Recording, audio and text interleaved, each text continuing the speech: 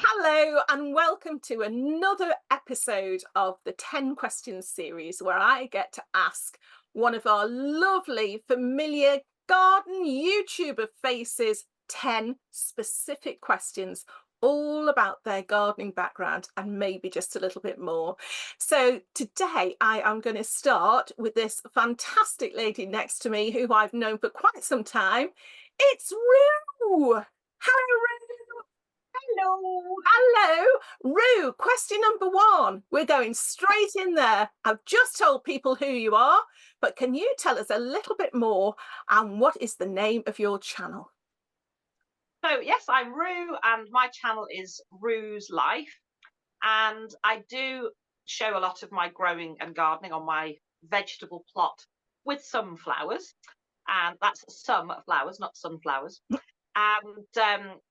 But my channel also incorporates life on and around our 10-acre small holding or homestead, and it's a kind of a lifestyle vlog incorporating country living and a slower, mindful, more deliberate way of life. Mm, mm. And I'm fortunate enough to have been able to visit you, Roo, at your homestead small holding, and it's just beautiful. And it's such an inspiring place, I think, to be able to film.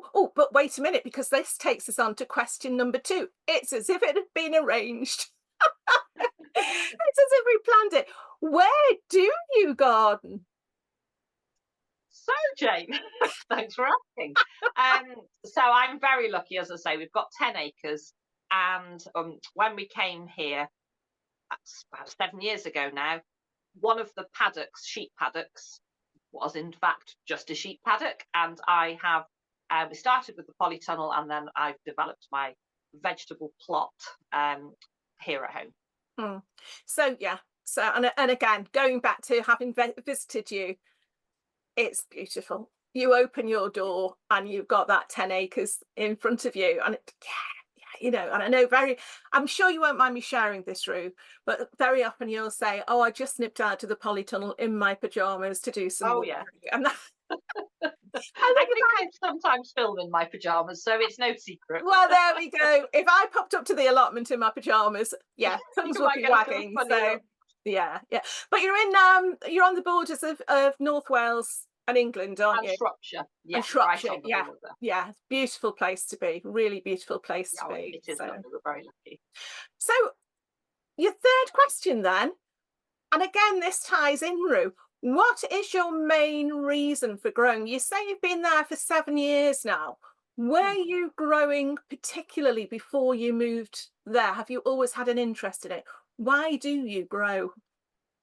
Yeah, so I have always grown for more years than I care to remember. I have had an allotment in the past. I've lived on other small holdings and sort of properties with enough space to grow at home. But this was the ultimate dream. Yeah. And it's a combination of I just love growing. It's a hobby, and yeah, any of you that grow know that passion.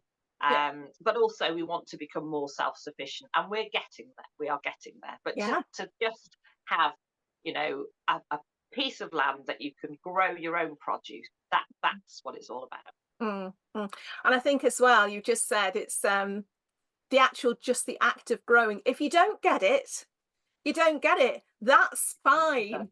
But for Yeah. those of us who do grow, it's quite difficult to explain to other people. And because you get the whole price thing about, yeah, but you just go to the shops and all that, that's not the point. There's so many So not. benefits, not just physical, not just mental, but It's the whole thing. And even exactly. I think I've said this multiple times on my channel that um, even when you have, and I don't like the word failed, but a failed crop, that does not take away from that first sowing of a seed, waiting for it to germinate, pricking it out, potting it on, getting all the way through. That's the journey, and you've still enjoyed that process, even if you don't get whatever it is you wanted at the end. Yeah, and very often we don't, let's face it. But Absolutely. it's the anticipation, isn't it? And seeing that Yeah, first seedling popping up, oh my nothing beats, goodness. and you never get bored of it, do you? I mean, how many No, years and still that, oh, is it? And then that little tiny little bit of breathing. Yes, it's coming. it's magic. It's just magic. So, with that in mind, then, why did you start your channel? What was So it about what you were doing and where you are that made you think, right, I want to record this? yeah, 100% honest answer is encouragement from other YouTubers. Mm. So I was on the other side, if you will, Yeah, watching channels, yeah. lots of growing and gardening, but also lifestyle vlogs and country living and farmy, homesteady things. Mm. And I just really loved it. I thought it'd be a nice way also to capture what we do over the years, something nice to, a little bit of a Yeah, diary. yeah, And just to share, I feel very privileged. We've worked really hard to be here, but to be able to share yeah. this with Mm. viewers. Yeah, yeah. And give them a slice of your life, because it's not just gardening on your channel, is it? Like, you've just said, it's all walks of the life that you lead. You know, it's there's Very quite a much. variety of things that you get up to. Yes. Y- Yeah, so a little bit of everything, a little bit of cooking and baking, country walks, visiting local areas, Mm. all sorts, crafting. Obviously, the animals play a big role as well. I was going to say, do you want to tell us about your animals, Rue? Because they are just gorgeous. Oh, thank you. Yeah, so obviously, living with 10 acres, the whole reason, mainly for needing the land, is first and foremost the horses. So Mm. I've got 3 horses. We've got at the moment 10 chickens, 4 pedigree Wiltshire Horn sheep, a tortoise, and a 3-legged greyhound. And I feel like saying, and a partridge in a pear tree. You've probably got one of them somewhere. You know, I'm Do sure you're probably surrounded by. have a pear tree in the garden, and there is a partridge shoot just next door. So, Oh, there you go. There you go. So although I've yeah, you've never got seen the a partridge in the pear tree, I have seen one near to the pear tree. So scuttling sometimes you by. Oh, that's lovely. Yeah, yeah. So what then? I'm assuming, I'm just gonna throw this out there. This wasn't, you're saying you've had allotments in the past, but what was your first gardening memory? It doesn't have to be So, about you growing, but just being aware of a garden. my mum grew, and my granddad, her dad had an amazing garden with a beautiful, those perfect picture book. Like when you buy the birthday cards with the Oh, rows of vegetables, yeah, perfection. But yeah. my sort of memory, my earliest memory, and I probably would have been 4 or 5 years old, Mm. was when we I'm not gonna, because this might give away another question. So where we lived, Mhm. it was a very slopey garden, and Mum gave us, myself and my 2 sisters, a little bit of garden to grow. And And I how can old were you then? remember, oh, I would have been 4 or 5, and my Oh, sisters are a little bit older than me. mm, And sowing rows, and the anticipation again of radish and spring onion. And my biggest sister, Susan, used to say, come on. And and they're in that tiny, tiny little seedling stage. I suppose we were yeah, ahead of the game. We were yeah, microgreening even then, and this is yeah. 1970 something. And Mm. we used to pull them out when they were tiny seedlings, clean them and eat them. It, And that yeah, little burst of flavour, and then obviously waiting for them to develop into proper plants. But yeah, yeah, that yeah. is such a vivid memory. That's And that's lovely. That, where it all began. and so you were able to share that with your sister as well. You know, your sisters. So it's, Yeah. it wasn't just a solitary thing. You were involved with other people, and you'd be able to see their excitement and enjoyment. And yeah, oh, that's wonderful. That's really lovely. I think a lot of us sometimes we see. Sometimes people see gardening as quite a solitary activity, which it can be. It can be so meditative, can't it? If Oh, you're feeling a bit fed up, get out in the garden and just try and concentrate on something, doing something with your hands. And before you know it, you're involved in a project. completely Think, lost. It doesn't take yeah, long, does it? And you're no, not thinking about anything else other than that yeah, moment and what you're yeah. doing. And those 5 minutes turn into 10 minutes, and before you know it, a couple of hours Oh, have gone, oh, I know. and you're I completely de-stressed. I've actually not got a clock at the allotment. I was given one Me to neither. And calendar. I often don't take my phone. I don't wear a watch, No, and I'm just I know, in the I moment. know, which is wonderful, which is wonderful. So, oh, that's really nice to know. So, I'm wondering then if you're saying that your granddad had very, very neat lines, Mhm. did he influence who or what has influenced your gardening style? So obviously, without realizing it, there must be that subconscious, because that's, from being a baby all Mm, the way through mm. all those visits to his garden, definitely influenced me. Seeing allotment plots, driving past them or seeing them in Oh magazines, yeah. um, very much allotments Mm, called to me. mm. Um, the good life, the good life. Oh, oh, Again, as a yes. child watching that, I think the Yeah, comedy part was probably wasted on me at that age, but mm, I was mesmerized by them transforming that garden yeah, and growing vegetables and having animals, and that yeah, really definitely influenced me. yeah, yeah. And then also, good old Jeff Hamilton. Um, Oh, lovely Jeff. he was a huge, I mean, he was wonderful, and more so on just the passion and enthusiasm, but Mm, also he has influenced. I've got one of his books, Cottage Garden. So my flower bed, which is opposite my yellow shed, mm, um, that is still in a process of development. But mm, to, there's pictures in that book, and when I used to sit, and I've had the book for years, mm. and I always wanted to create this cottage garden. Yeah, yeah, So yeah, that yeah. um, it- just so many influences, Mm. magazines and books and YouTubers, and I think it's just a culmination of everything, and then kind of putting my own stamp on it. Yeah, yeah, and again, I've mentioned this before. I would be if I only had one particular style.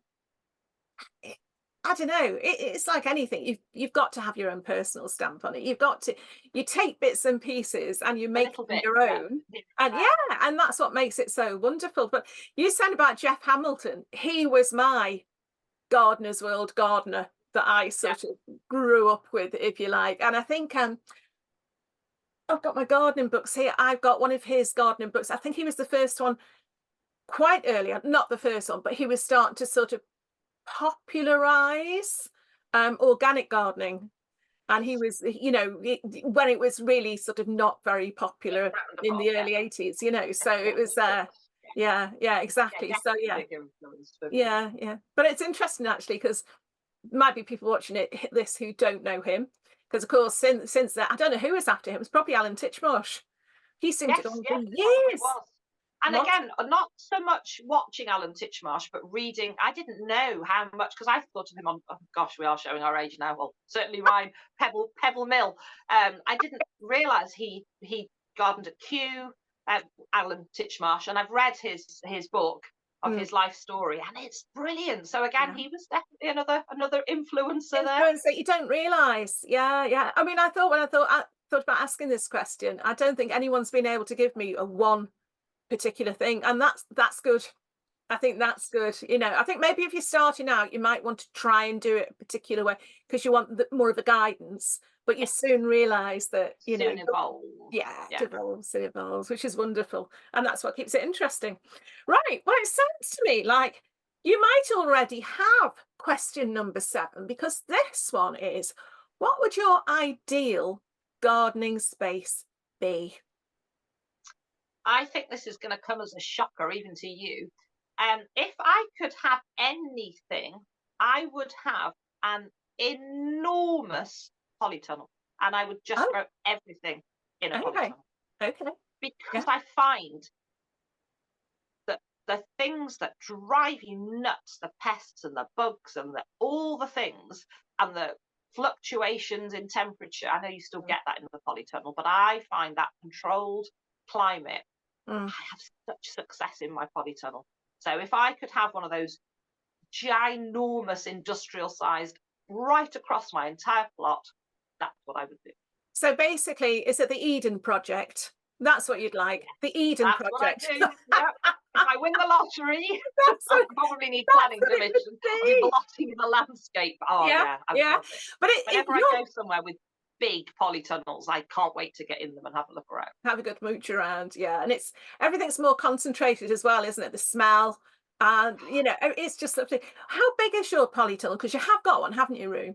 I haven't. It is. Oh gosh, now you're asking. I should know the answer to this. Is it? Oh, I can't remember. I think it's about the same as ours. It's about 10 by I 15. think I might be one hoop longer than you, but the Right, same width. okay, so about 10 by 20. But you've Yes, got that's so about much right. stuff in there. And it's not just the food that you've got going on in there. You make space in there for your hanging baskets. You've got flowers in there.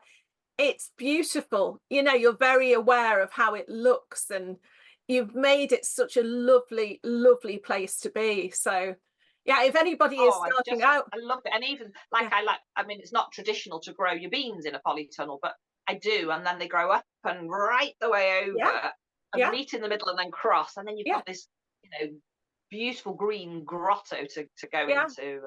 Oh But yeah, I just if no love one's it. seen your polytunnel, I suggest that they come over and have a look. Not to your house. That would be a bit rude. Come on, but I'll put a sign out. Just put a sign out. That'd be fine. But no, to come Tree. over and have a look at your poly room, because I mean, again, I've been in, and it is lovely. And I do believe you're going to be following that up with a greenhouse sometime soon. Yes, so So I've been gifted a greenhouse by my lovely farrier who comes to shoe the horses, mm, and it's currently in the back of the horse trailer and has been for rather a long time. But definitely, yeah, winter project, we will yeah, be getting that greenhouse, yeah. and it's a really nice one. It's one of those ones with a curvy roof. Oh, So yeah, gorgeous, can't wait to get gorgeous. that up. Yeah. So yeah, yeah. So you've got 10 acres, and all you want's a big poly. Yeah, I don't know.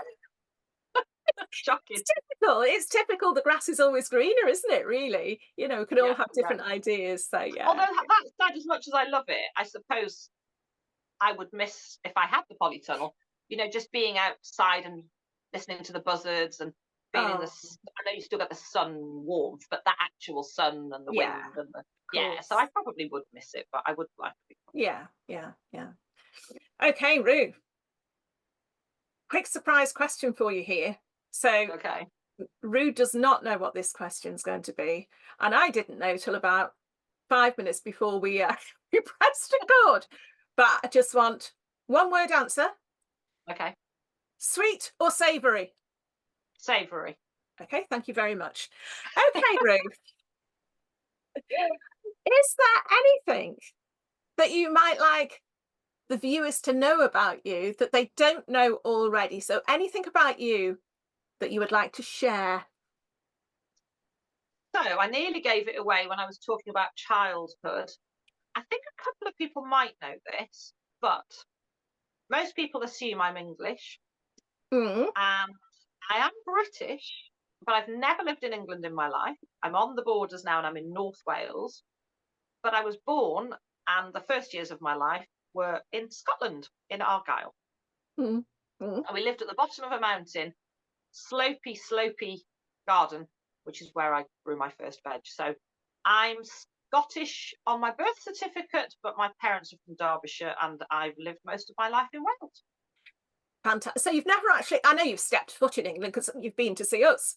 So obviously, and we've been to Melbourne, etc. But yeah, so we couldn't tempt you over the border. Do you just love Wales too much? Do you know, I kind of do, yeah. So yeah, I think I never say never, but no, so far up to I won't say how old, many years, but rather a lot. I've never actually lived. I've worked in England, but I've never lived in England. Yeah, yeah, yeah. Yeah. That's no, I wouldn't have guessed that because you don't sound Scottish, but yet neither do you Well, sound Welsh. indeed. Well, part of that is because coming from Scotland to live in Wales when I was quite young, of course, children can be a little bit mean at school Yeah. and a little bit of bullying going on because of the accent, because I had a lovely Scottish accent. Oh, And I quickly decided, well, I can't be Welsh, so I'm going to have to be English. So I used to practice in front of a mirror until I lost my accent. oh. Well, you've got a There beautiful we accent. go. Anyway, I bet you slipped back into it. Have you still got relations up there? No, no. My Right. eldest sister still has a bit of a twang, although she speaks fluent Welsh with a bit of a Right. Scottish accent. Oh, There you go. oh, okay. But if Wow. I'm around Scots, then it kind of Tumbles out of it. slides back a Yeah, little. Yeah. yeah, yeah. Interesting. That's really, we're finding out some fantastic facts about people in these series, you know. Okay, then, Rue, last question for you. Mhm. What advice would you give to someone starting out? Now, this can either be with their gardening, with an allotment, or with a channel, or all three.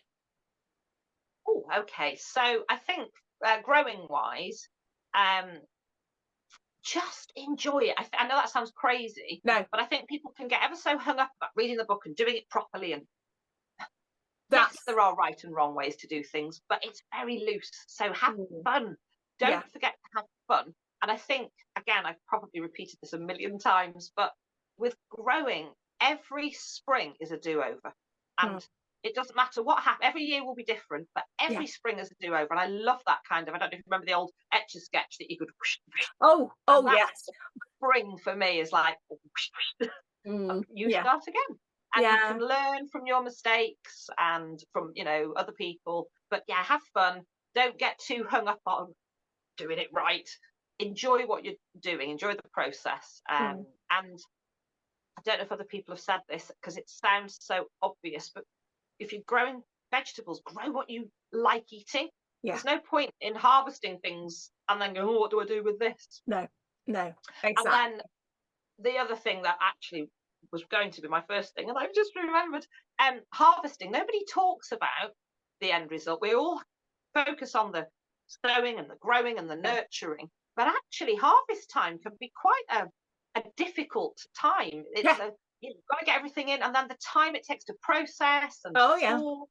And I Mm, think that's a bit that perhaps people aren't as aware of. So yeah, yeah. ask questions and get clued up on harvesting and processing and storing your Yeah, food. yeah, yeah. Because it really does take a big chunk out the end of the season. And you can get to the stage where you think, oh, I've got more beans to pick up. Oh no, I've got more tomatoes to process, which is what a privilege it is to be in Oh that yeah, position.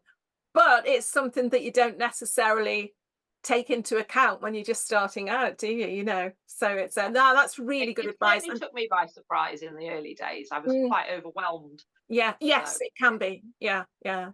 And just enjoying it again. You know, if you're not enjoying, don't get hung up.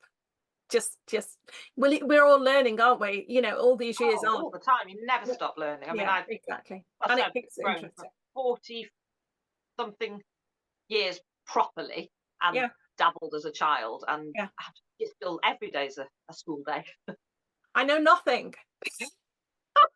The more No, you but you know, the do. more you realise you I don't know. know. You suddenly realise actually, someone might ask you something, you might automatically answer them and think, I didn't know I knew that. But you do.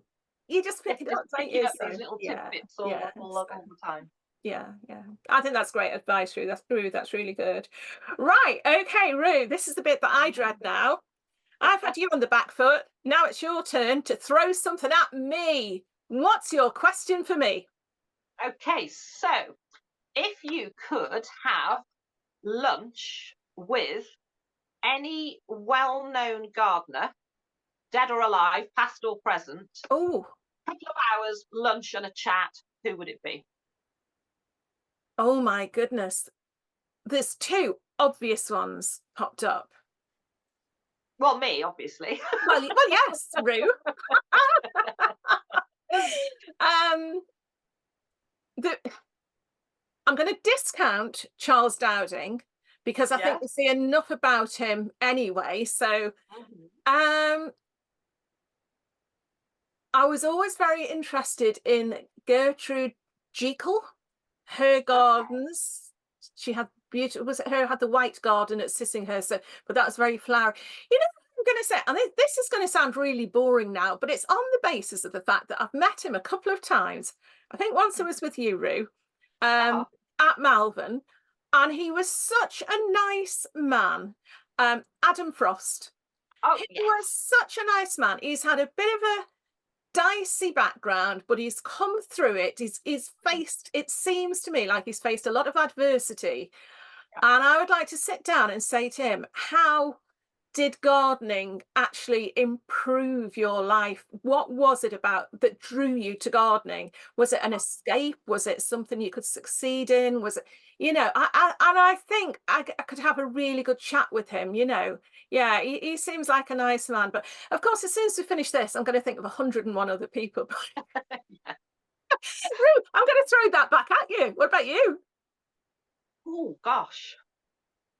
Um, oh, Jeff Hamilton, obviously. Oh, well, there And you go. actually, Carol Klein. I'd forgotten to mention her earlier. I've got lots of her books, and Yeah, she's just. We saw her at I think I might have been sitting next to you when we saw her at yes, Malvern a we few did. years ago, pre-COVID. Yeah, And yeah, she's just she is so just, enthusiastic yeah. and normal. I just think she's so normal and approachable.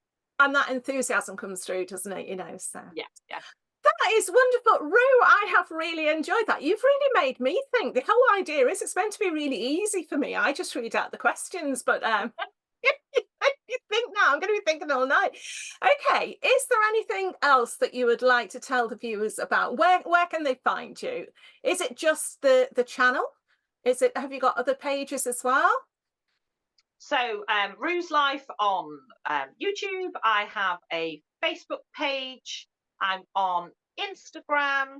And yeah, that's kind of where you can find me. And if you want to support me, I do have a buy me a coffee Yeah, setup as well. yeah, But yeah. yeah, Uh, they're the three main places you can find me. And if you, I'll put, as ever, I'll be putting all the links down below. And please do go over and see Rue's channel and just have a little taste of where she lives, because it's quite idyllic to watch. It's so lovely to see. And I think your philosophy on life, Rue, is what really comes across in the channel. It's such yeah, it's just a really positive place to be. So all of the links to Rue's channel will be down below. This video itself will be added to the 10 questions playlist. So do go along and see if you've missed any of the others.